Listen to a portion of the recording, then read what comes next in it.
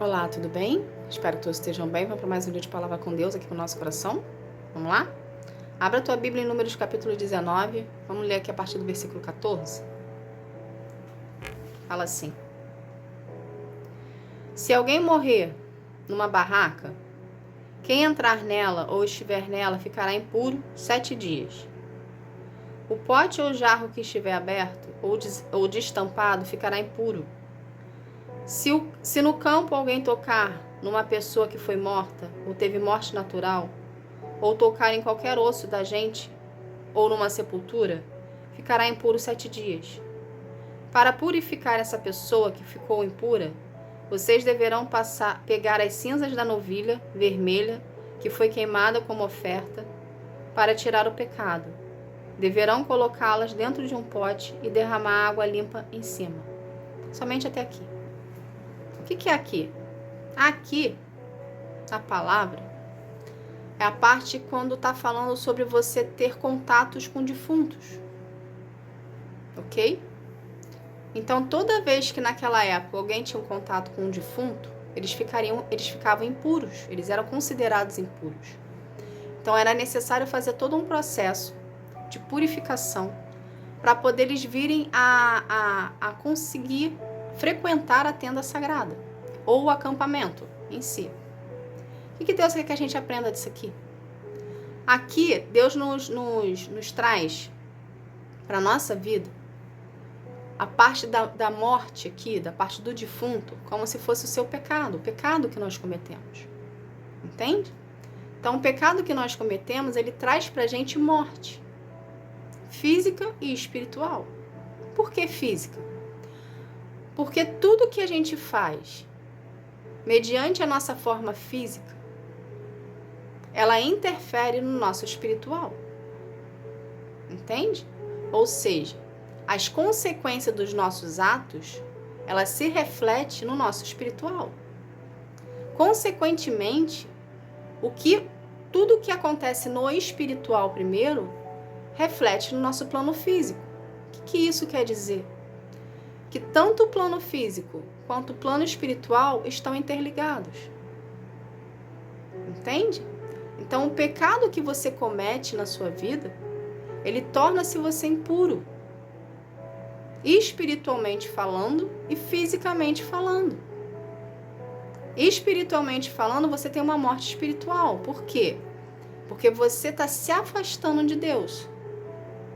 A gente já aprendeu aqui que quando a gente peca, o que o pecado faz conosco?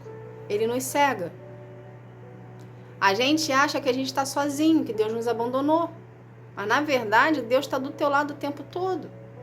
Porém, o pecado que você está cometendo não está permitindo você sentir mais a presença do Senhor.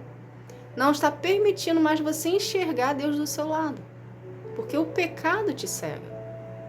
Então, o pecado causa em você uma morte espiritual. Entende? Qual é a consequência do pecado? A consequência do pecado é a morte. A Bíblia nos ensina isso. Consequentemente, o que acontece contigo? Quando você está no pecado, você não consegue sentir mais a presença do Senhor.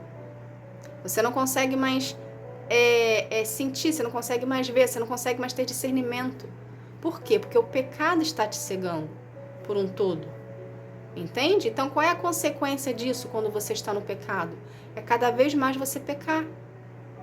Porque você vai para a vitimização, você começa, Deus me abandonou, Deus não está aqui, estou sozinho, estou desamparado.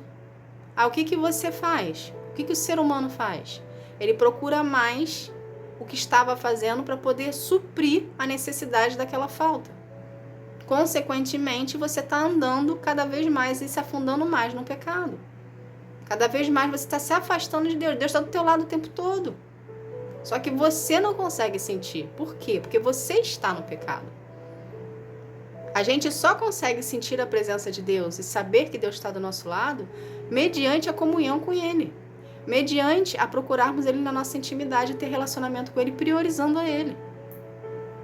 Por que eu enfatizo tanto priorizar o Senhor?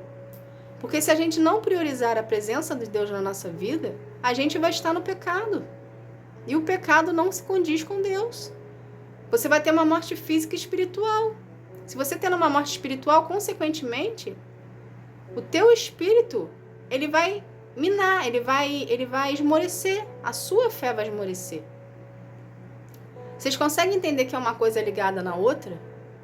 Então, se você procura a presença de Deus, se você quer estar na presença de Deus, procurando ali em espírito e verdade todos os dias, você está fortalecendo o seu espírito, consequentemente a sua fé. Consequentemente, você vai se apartar do mal e do pecado. Entende? Mas uma vez que você prioriza o pecado na sua vida e que você quer viver os prazeres da sua carne e as suas vaidades e o que mexe com o teu ego, consequentemente, você está no pecado, você se afasta de Deus. Consequentemente, a sua fé esmorece. Consequentemente, o seu espírito fica fraco. Aí o pecado entra, a legalidade entra. Entende? Então, aqui na Bíblia, ele está nos mostrando que a morte é uma impureza. Entende? Então, na sua vida, a morte para ti seria o pecado. Então, o pecado é impuro. Uma vez que você está no pecado, você está morto. E espiritualmente falando. Então, é preciso partir de você uma iniciativa em querer ser transformado por Deus. A gente precisa entender, não existe fórmula mágica, gente. Ah, eu vou tomar essa fórmula aqui, eu vou apertar esse botão aqui e tudo muda na minha vida. Não existe fórmula mágica. Não existe um botãozinho que a gente aperta e tá tudo pronto. É o sonho de toda dona de casa, apertar o botãozinho e a casa está arrumada, né? Mas não existe isso. Existe de você se dispuser em querer procurar a presença do Senhor, em querer estar na presença dEle, para poder vir a ser transformado por Ele. É preciso passar pelo processo de cura e libertação para poder viver os planos do Senhor. Porque é preciso dentro de você haver uma transformação de conduta, de caráter, para poder viver os planos de Deus para sua vida. É preciso enfrentar as exortações de Deus, entende? Para poder é preciso enfrentar as exortações de Deus, para a gente ser transformado, entende? Para a gente ser confrontado por Ele, para a gente enfrentar de peito aberto, de cara limpa ali de frente para Ele, que a gente precisa olhar para os nossos erros e ser transformados. Porque o erro é pecado. Pecado é o inverso de Deus. O pecado é o óleo. E o óleo não se mistura com a água, que é Deus, que é pureza. Então é preciso enfrentar os desafios que é impostos por Ele no seu processo, para você vir a passar por esses desafios e ser purificado por Deus, para poder viver os planos dele para ti. Não tem como, não se engane, não viva de fachada. Não tem como viver os planos do Senhor para sua vida se você não passar pelo processo. Você vai viver uma religiosidade ad eterna. E Deus não tem religiosidade para ti. Deus abomina a religiosidade. A religiosidade é um pecado. Ou seja, você mantém uma aparência ali, mas por dentro está podre. Por dentro está morto. Por dentro está sepultado. Entende? Deus quer trazer vida para a sua vida. Deus quer trazer luz para a escuridão que você se encontra. Mas você só vai conseguir mediante a relacionamento com o Senhor. Mediante a fidelidade a Ele, a obediência e a santidade. É preciso buscar. É preciso enfrentar o gigante que está na tua frente. É preciso ter coragem e ousadia em Deus para poder viver os planos dele para ti. Não tem como. Você servir a dois senhores. Você precisa fazer uma escolha. Entende? Ou você escolhe viver os planos de Deus para sua vida e andar de acordo com a vontade dele e passar a eternidade com ele, ou você escolhe fazer suas vontades e querer estar no pecado e ter a consequência, o inferno, como na tua vida espiritual. Não tem como, gente. Não tem como ficar em cima do muro. Não tem como você viver uma vida pela metade. Deus é 880. Deus é sim, sim, não, não. Com Deus não existe mentira. Com Deus não existe engano. Com Deus existe verdade, existe clareza, existe luz. Então você precisa fazer uma escolha. Não queira ter morte espiritual na tua vida. Entende? É um poço sem fundo. Nunca acaba. O pecado pode parecer bom à primeira instância, no primeiro momento. Mas ao longo se torna uma prisão, se torna um cativeiro, se torna medo. Entende? Então é Deus querendo te libertar, é Deus querendo te trazer para perto dele, e é você teimando, achando que o que você está fazendo, vivendo no pecado, vivendo longe dos caminhos do Senhor, é bom para ti. E algo que tem que ser interessante aqui, geralmente quando a gente fala pecado, a gente remete na nossa cabeça uma idealização de só pecados relacionados a traições, relacionados a sexuais, ou relacionados já de uma forma ali, né? Voltado para a vulgaridade, voltado para a lascívia. Na verdade, pecado é tudo. Todos os erros é pecado. Para Deus não existe diferença do pecado ser pequeno ou ser pecado grande. Entende? Vou dar um exemplo aqui. Para Deus não existe diferença se você fala mal de uma pessoa, isso é um pecado. Você está fazendo uma difamação ali. Ou se você mata alguém. Para Deus não existe pecado se você trata mal o seu irmão, você não tem amor a ele, ou se você faz um adultério dentro da tua casa. Entende? Para Deus não existe diferença de pecado. Para Ele tudo é pecado e no mesmo nível. Ou seja, Ele não quer que você faça.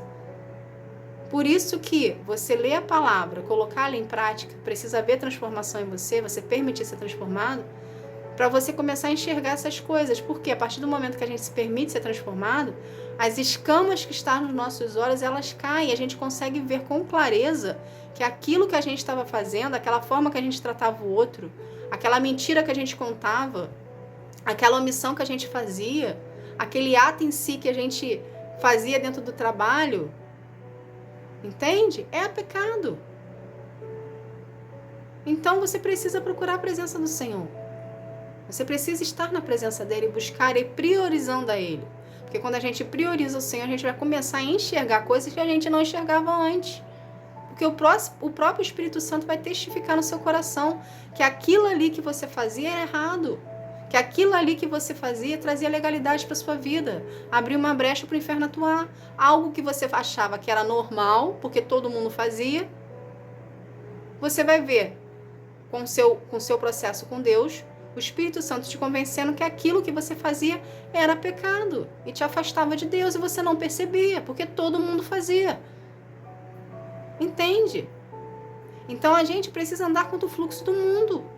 Andar contra o fluxo do mundo é andar contra o pecado. É não fazer o que todo mundo faz. É aceitar a ordem e ser submisso ao Senhor. Entende, gente? Então é necessário partir de você uma iniciativa em querer viver os planos do Senhor para a sua vida. E você só vai conseguir isso mediante a você bater o pé, ser teimoso com o Senhor e priorizar Ele na tua vida. Entende? Você não bate o pé para muitas coisas para você ganhar aí do mundo? Então começa a bater o pé para você viver os planos de Deus para ti. E fala, daqui eu não saio, daqui ninguém me tira. Porque eu quero viver os planos do Senhor para minha vida. E eu quero mudar e quero ver transformação em mim. Então você precisa tomar um posicionamento na tua vida para poder viver e andar de acordo com a vontade dele. Não se contamine com o pecado, porque uma vez que você se contamina, é uma porta de legalidade que você está dando mediante a destruição da sua vida espiritual com Deus. Entende? Então, enfatize Deus, procure Deus, priorize o Senhor, leitura da palavra, adoração, jejum, ok? Oração para você viver os planos do Senhor para a tua vida. Você precisa dar um passo de fé em direção à sua cura e libertação. Tá bom? Essa foi a palavra que Deus abençoe a sua vida. Fique na paz. Tchau, tchau.